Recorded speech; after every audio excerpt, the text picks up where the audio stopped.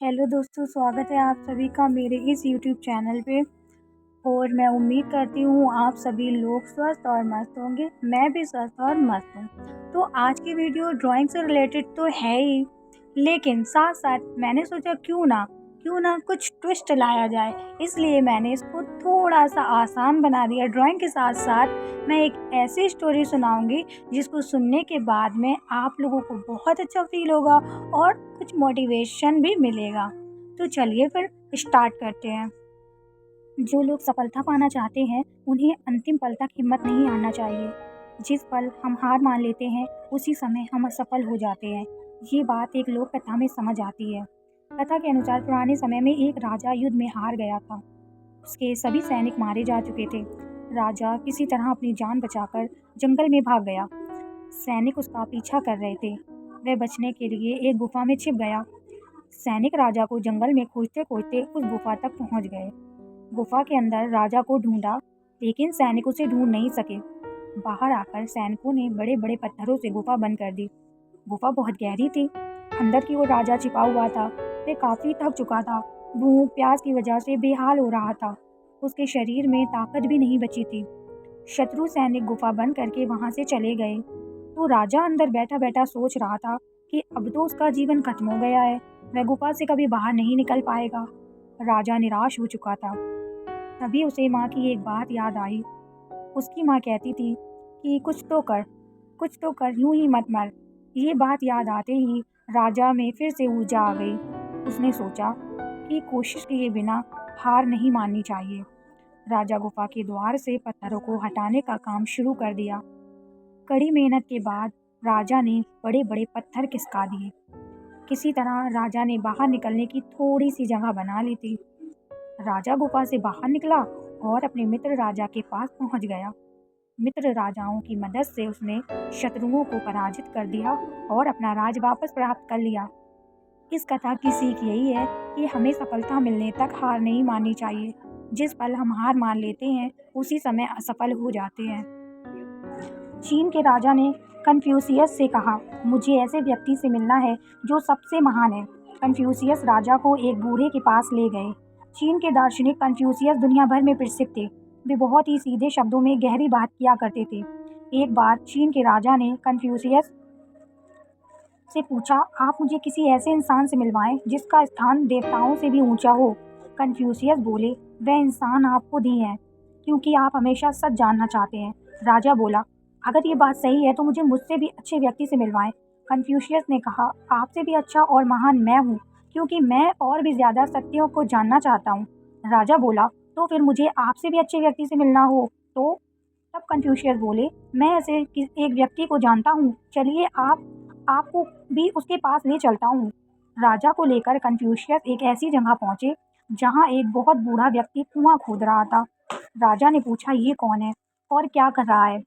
Confucius ने जवाब दिया, दूसरों को पानी मिल सके इसलिए ये बूढ़ा व्यक्ति कुआं खोद रहा है। मैं इसे बहुत अच्छी तरह से जानता हूँ। ये बहुत परोपकारी है। दूसरों की सेवा हो सके ऐसा हर काम ये करता है। अभी इसका शरीर जवाब दे चुका है। बुढ़ापे की वजह से कमजोरी आ गई है, लेकिन इसे सेवा करने में आनंद मिलता है, इसलिए ये खुद का दुख दर्द नहीं देखता है। मेरी दृष्टि में हम दोनों से और सबसे महान व्यक्ति है जो दूसरों की सेवा के लिए अपना सुख नहीं देखता। सीख, हमारे जीवन में कई बार ऐसा समय आता है जब हमें दूसरों की सेवा करने का, ज़रूरतमंद लोगों की मदद करने का मौका मिलता है। उस समय अपनी शक्ति के अनुसार जो भी मदद कर सकते हैं ज़रूर करें। आज भी संसार में बहुत सारे ऐसे लोग हैं जो असमर्थ होने के कारण परेशानियों में हैं। हम जब भी ऐसे लोगों को सेवा करते हैं तो ये परमात्मा की पूजा करने का जैसा ही है। रामायण में रावण का स्वभाव बहुत अहंकारी और आक्रामक था। जो लोग उसकी पसंद की बात नहीं करते थे वह उनसे बहुत बुरा व्यवहार करता था। रावण ने सीता हरण कर लिया था और श्री राम सीता की गोद में वानर सेना के साथ लंका तक पहुंच गए थे। विभीषण अपने बड़े भाई रावण को समझाना चाहते थे कि वह राम से दुश्मनी ना करे। वे जानते थे कि जो बात मैं कहना चाहता हूँ उसके बदले रावण मुझे दंड भी दे सकता है। विभीषण ने शब्दों में संयम और विनम्रता के साथ भरी राजसभा में रावण से कहा, आप सीता जी को लौटा दीजिए, राम जी आपको क्षमा कर देंगे, इसी में हम सभी का भला है। शब्द बहुत संतुलित थे, लेकिन रावण अपने स्वभाव की वजह से आक्रामक हो गया और उसने विभीषण को लात मार दी। लात खाने के बाद भी विभीषण ने बड़े भाई को प्रणाम किया। ये उनके व्यवहार की विनम्रता थी।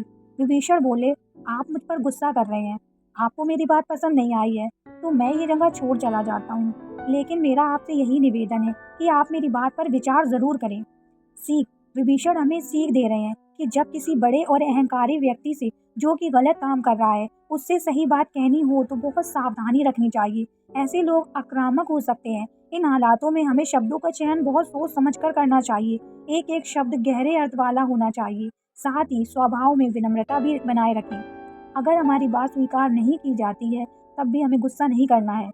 हो सकता है कि उस समय सामने वाले व्यक्ति को हमारी बात समझ ना आए, लेकिन भविष्य में एक दिन उसे ये ज़रूर समझ आएगा कि बात सही कही जा रही थी। पुराने समय में एक व्यक्ति को नशे की लत थी। वह दिन भर नशे में रहता था। उसकी पत्नी की मृत्यु हो चुकी थी। इस व्यक्ति के 2 बेटे थे। जब बेटे थोड़े बड़े हुए तो उनके पिता की भी मृत्यु हो गई। बड़ा बेटा पिता की तरह ही नशे की लत में फंस गया। उसकी हालत भी पिता की तरह ही हो गई। जबकि छोटा बेटा पढ़ लिख कर बड़ा अधिकारी बन गया। अधिकारी बेटे के पास सुख सुविधा की हर चीज़ थी। समाज में मान सम्मान मिलता था। लोग इस बात से हैरान थे कि एक भाई नशे में डूबा रहता है जबकि दूसरा भाई बड़ा अधिकारी बन गया है। कुछ लोगों ने बड़े बेटे ये बात पूछी कि उसकी इतनी बुरी हालत किसकी वजह से है। बड़े बेटे ने कहा कि मेरे पिता की वजह से मेरी ऐसी हालत हो गई है। वे दिन भर नशा करते थे, मैं उन्हें देखा करता था और उन्हीं की तरह बन गया हूँ। इसके बाद लोग दूसरे बेटे के पास पहुँचे और उससे भी यही सवाल पूछा कि तुम इतने सफल किस व्यक्ति की वजह से बने हो। दोस्तों, क्या आप भी जानना चाहते हैं आपके छोटे बेटे का जवाब क्या था? अगर जानना चाहते हैं तो कमेंट में यस टाइप करें और नहीं जानना चाहते हैं तो नो टाइप करें।